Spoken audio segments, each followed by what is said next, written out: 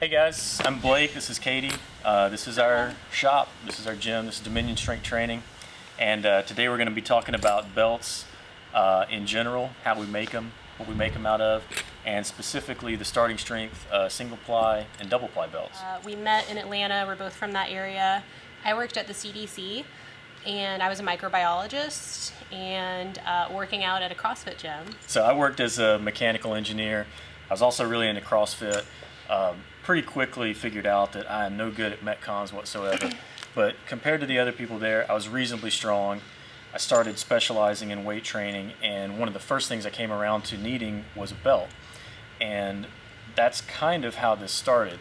I needed a good belt, I needed it quick, and I started looking around, and there really weren't any good options other than, some of the stuff that we're going to talk about that are just not good quality belts.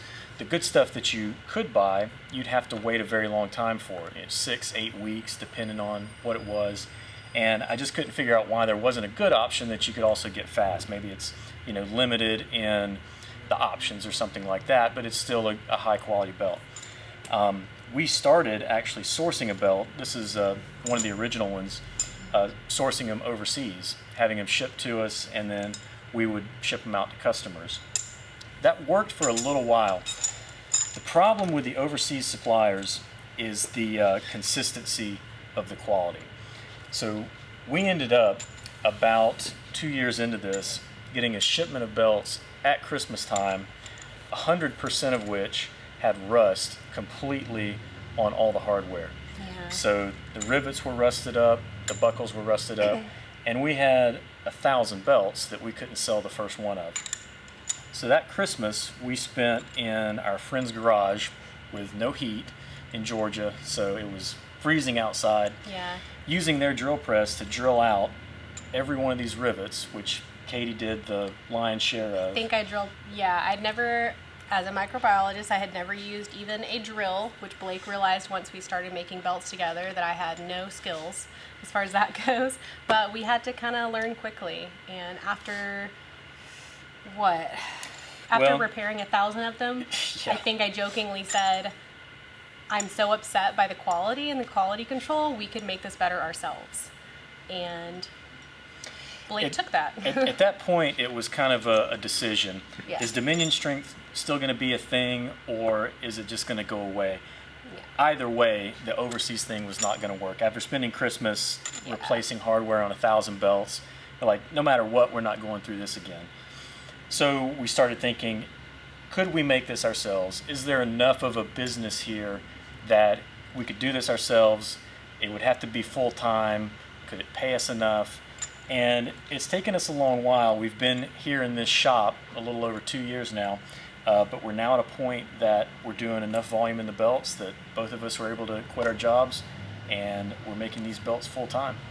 Once we made the decision to try to go forward with making these ourselves, the first question is, how do you make a belt? And we actually had a friend, he lives in Tennessee, he's one of these guys that makes super custom knife sheaths and all kinds of different stuff. It'll take him a year to get you something because he makes just highly custom, really nice stuff, and he's always backed up. And he was gracious enough to give us a weekend. We went up to see him, and he taught us, as much as you can in 2 days about leather work in general and belts specifically.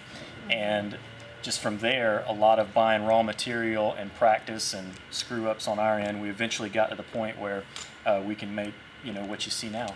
Mm-hmm. Yeah, and we've come a long way. When we started, we were hand punching every single hole ourselves, which I think I maxed out at about 3 belts, and I'm done for the day. I get like tendonitis, and I'm done. Blake has 10, so we upgraded quite a bit with machinery, and you'll see that when we make our belts later. Yeah, when we were making 1 or 2 belts, you can get away with a lot. You can hand cut this, you can hand punch holes. But if you got to make 10 or 20 of them, machinery makes a big difference. Right. When we first talked to Mark Ripito, he had some very specific things that he wanted in a belt. The first one, the single ply, starting strength is all about simple, hard, effective, minimum effective dose, that kind of thing. And this is about, in terms of belts, as minimalist as you're going to get, that'll do a great job for you. He wanted a double ply belt that had no suede on it. He says he doesn't like the way it wears, he doesn't like the way it looks after time, so he wanted an all leather stitched and oiled belt, and so that's what we came up with for him for starting strength. Yeah, so we get contacted by a lot of fans of Mark Rivets, which we love, and I get a lot of questions for customizations and whatnot. And just so you know that he was really a part of every part of both belts. So if you're getting a starting strength belt, you're getting a belt that Rick would have made himself. So you've made the right choice. The most important thing to start with is the material that we use. So we use top grain leathers to make these belts. If you think about a cowhide, it's basically 3 layers. The outermost grain is something called the full grain. The middle grain is what we use, that's the top grain. And then the bottom part, which is not really a structural leather, that's something called the split grain. The full grain is something that is taken off the top of the hide. It's got all the natural markings. It's used for like high-end bags, saddlery, stuff like that. It's a lot more expensive than you would see on a weightlifting belt. We want the structural leather, but we don't need the aesthetics of that full grain. One thing that you'll see on some of these overseas belts is they will actually use this split leather, and you can see it on this belt here. It's white and fibrous looking, and the way to think about this is the looser that those fibers are in the leather, the more they're going to work over time and stretch and wear out. So this is an inexpensive leather, which is why they use it, but it's not a structural grade leather that you want to see on a weightlifting belt. And one thing you got to be careful of, I cut into this belt so you can see what it is, but if you look like in the buckle area, and if this still had the part with the holes and everything, you'd be able to see that they go in here and they dye this brown so that it looks like you're getting a top grain leather when in fact you're not. So you got to be careful with that. This is a band knife splitter. So it's got a knife that's running around in an oval. You've got a fixed blade, and when you adjust, you're setting the top roller position. The bottom roller can move out of the way to expose the leather to the blade. Sure. So you can set any precise, thickness you want, feed it through, and it'll split it off. Anytime you want to reduce the thickness or shave down a certain area, use a machine like this. I'll show you just on a random piece of leather what this guy can do. This is like a full thickness piece.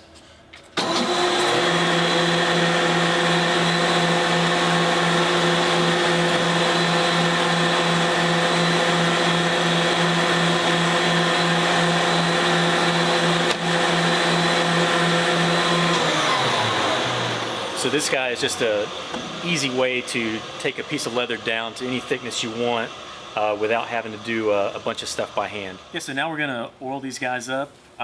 This first guy is a single ply. This is the underside. And then we've got both pieces of what will become a double ply belt. We use 2 different types of oils. On the inside of the belt, we just use a plain neat's foot oil. On the outside, on the double ply, we'll use a tinted oil. You'll see that in a second. It's a lot darker. It's just oil that's had some pigment added to it to give you a little bit more color than you would otherwise get with the neat's foot. In terms of process, this leather would have come in on pallets. We would have already had it strap cut to 3 inches, and then we would pull it out, we would grade it. So like we showed you earlier, any imperfections, that would get thrown into a scrap pile to have something else made out of it, and this would be the leather that we'd make belts out of. From there, we're going to cut it based on what size belt it's going to be, so we'll rough cut it to length, we'll final cut it later, and then at this point, if any pieces need to have been run through the splitter, so like at the buckle end where that has to be thinned down, and also the entire length for a double ply, we take a little bit of that off so it's not more than 10 millimeters once put together. All of that has been done at this point, and then this is the stage where we'll oil the belt up so it gets the color of the finished belt, and also it treats it a little bit. A starting strength double ply belt is going to be a little bit darker than a single ply, not only because the top is a piece of skirting, it's just a different piece of leather than the single ply. The single ply, again, is made of sole bend. It's the inside of a double ply belt. So the inside of a double ply belt will be about the same color as the outside of a single ply, if that makes sense. But skirting, it's just a different type of leather. And so it's going to take on the pigment a little bit different. It tends to go a little bit darker. Sometimes they take on like a nice, I really like the warm brown hue that it turns out. We also are going to coat this with 2 coats of that harness oil on the skirting. So you coat it, you let it soak all the way through, and put a second coat. Single ply is going to get the same thing. It's going to get the same 2 coats, but you'll quickly see the difference as they start to dry in the end color. Yeah, and the kind of the cool part is, like, as we're oiling these belts, they really start to take on kind of unique characteristics, and a lot of times the really interesting parts of the grain will start to come out. This is that phase to where you'll start to see that. People ask all the time about the price difference between these belts and some of the other belts, especially the really popular belts that you see online. And like, if you go to Amazon and you search weightlifting belt, this is what's going to pop up. And if you look at the piece of leather that we use for our single ply belt and look at this belt, this stuff is thicker than this whole belt.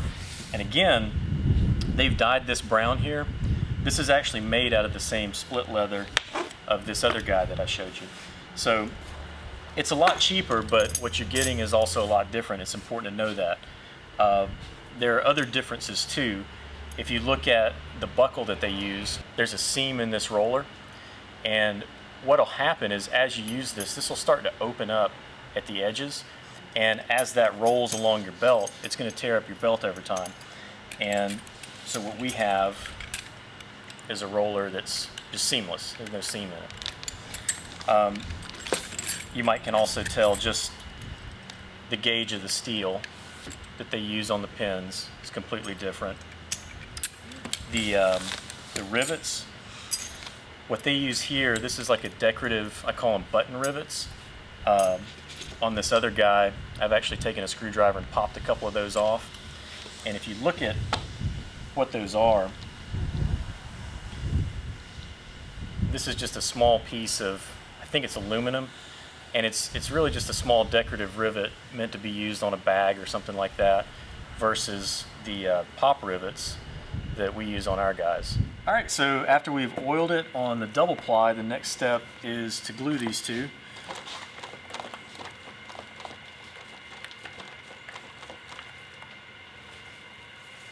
We'll do a couple coats of a contact cement on both these pieces.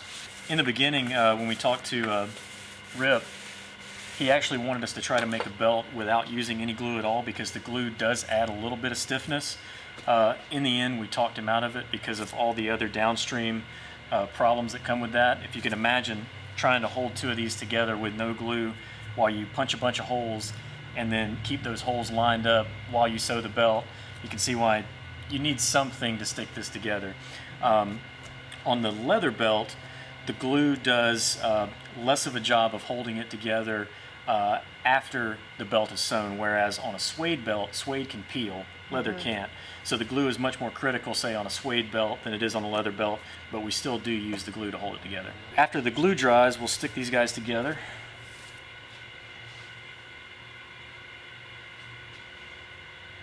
You get one shot at this. And I'm basically just trying to line up the 2 edges as perfect as I can, all the way down.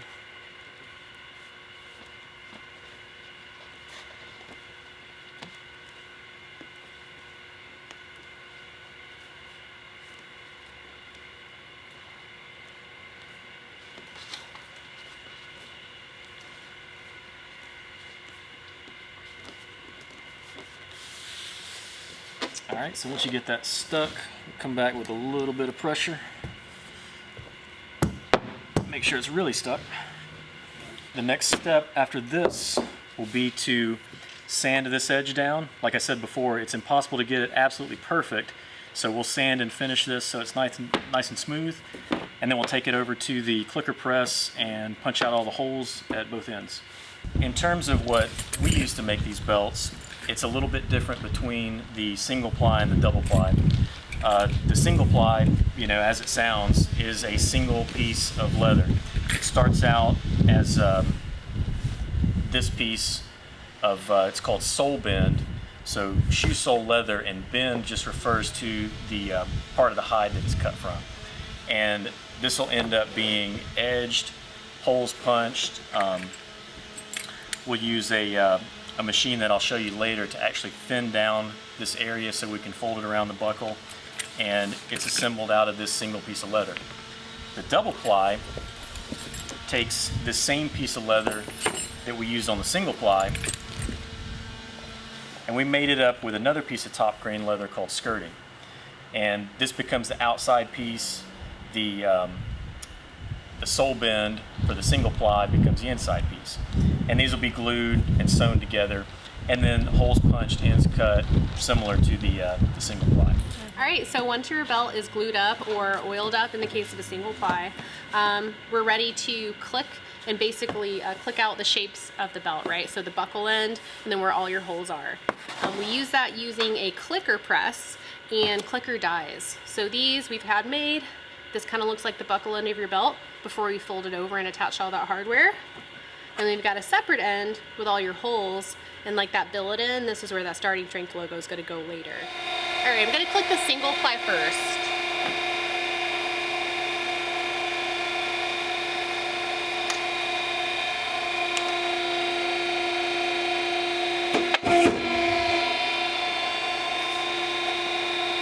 All right, so this is that start of a single ply belt.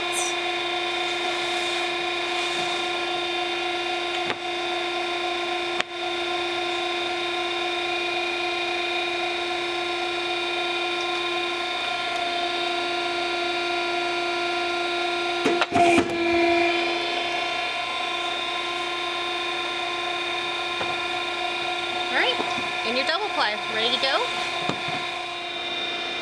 What am I doing? Am I waiting on me? Yeah, we're Yeah, doing you it. Okay, I thought you were going to set He's it up. gonna let you do the single ply. Oh, I'll show okay. you. I'll All right. let you get in there. And All I'll right. be the... You're gonna put that So guy, the- you can kind of see where I'm clicking him diagonal. Yeah, Yep. the rundown is basically got a mark right at the end where that's going to go. Yep. All right. The only way you can mess this up is if like this were hanging off the end where it's Right. not under the part that's going to move. So just make sure that you're lined up on that point. Okay. You can use this foam to make sure you're straight with the belt. Make sure that end and this end is all under the...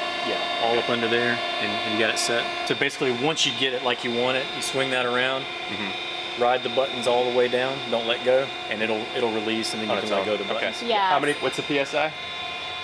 You'll be Six- hitting it with a little over 10 tons. All right. 10 tons. 10 Yeah, tons. so line this up 20-ton with the press. edge. You're Use your number fingers 6, to get it It's balanced. about half of my squat. All right. You owe these guys $80 if you mess this up. It's fine. Pretty good. Is that- yeah, is that okay? Eyeball it. cost. Okay. And then usually I'll do kind of this Okay. and make sure I feel an even amount of foam hanging off on each side. Just as even as you can get it, and then we'll check you. Okay. All right. Check me. Alright. I think that is pretty good.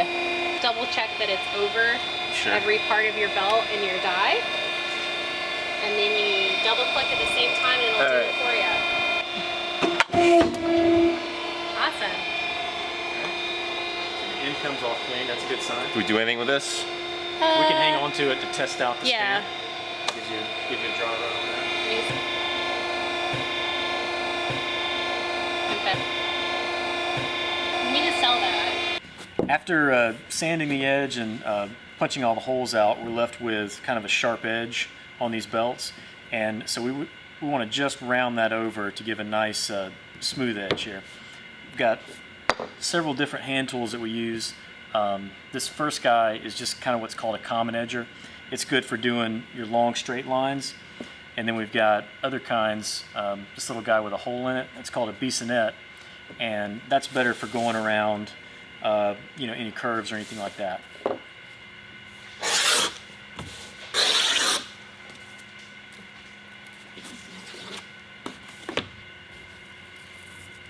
So it doesn't take off a ton of material, but it rounds that over really nice.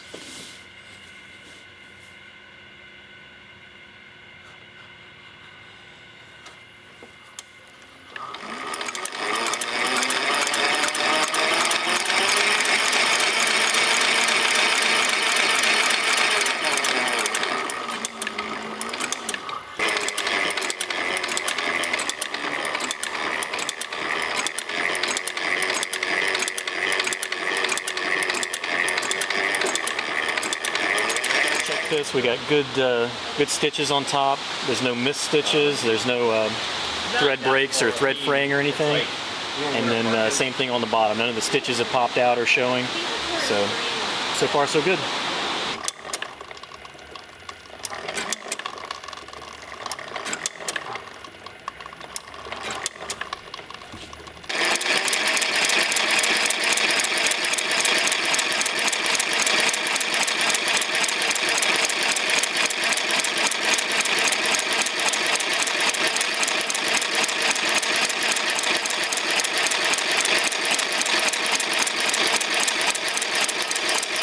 So we ended up with a good circle around the holes. Again, all the stitches are good, no missing stitches, no frayed or broken thread. Same thing on the back side, so got a good belt so far. We're back to our clicker press, and this is how we're going to stamp or emboss all of our starting strength belts. All right, so we're going to stamp the single ply first. We made a little helper to make sure our stamp's always in the right place.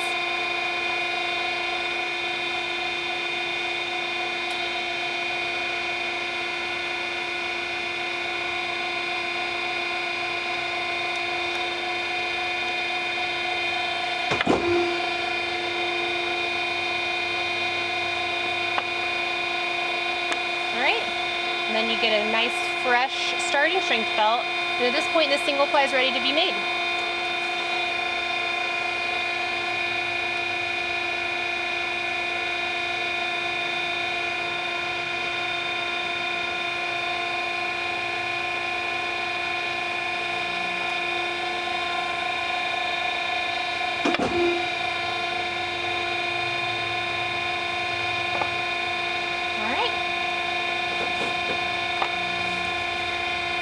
There you go. And that's your double ply, ready to be assembled. So to finally put this all together, this is the double ply, and this area right here that we got to fold over for the buckle. I'm just going to add some water in here. This will help get the bend.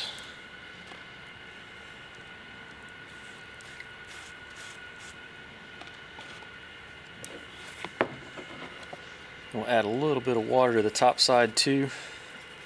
This will help make sure that we don't crack anything when we go to bend this.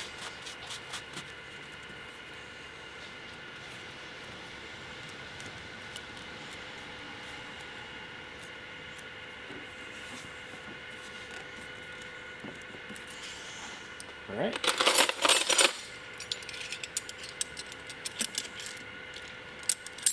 Put a buckle in there.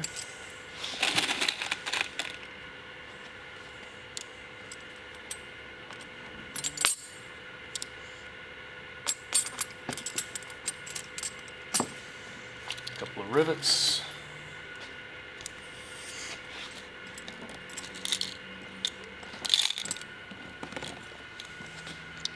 Make sure it's lined up.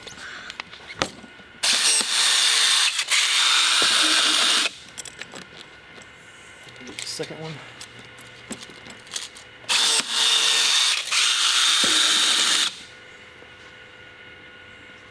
Grab our loop from earlier.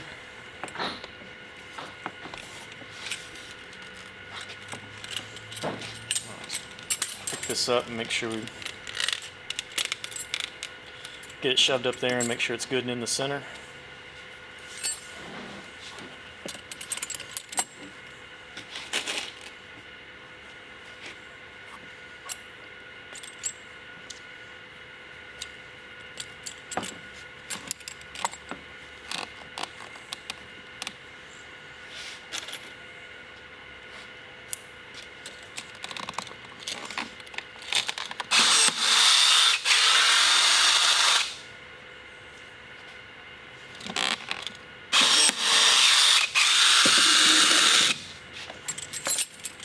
Alright, and that's it. We got a belt.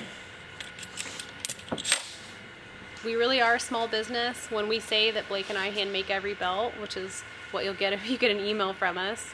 Hopefully you see today that we really do. We make every belt together. We ship every belt together. We started this when we were still working full-time as a side business, and it's now become our livelihood, and we're super thankful, and we hope to see it grow as the strength community grows. Yeah, try us out, guys. If you want a really good quality belt really fast, we'll be happy to make you one. And that way we don't have to go back to the jobs. Yeah.